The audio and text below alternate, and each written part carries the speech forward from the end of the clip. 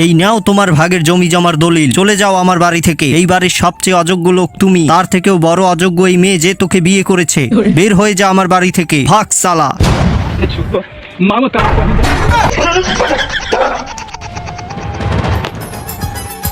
হ্যাঁ হ্যাঁ, দোয়া করে দিলাম। ধুর সালা, দলিল উঠাচ্ছি।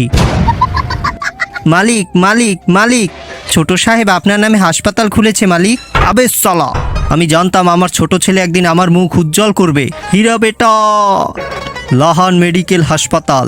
এত আস্তে আস্তে কাজ করতেছিস কেন? আরো তাড়াতাড়ি কাজ করো, আমার পিতাজি আসতেছে। আবে সালা, এটা তো আমার ছেলে না।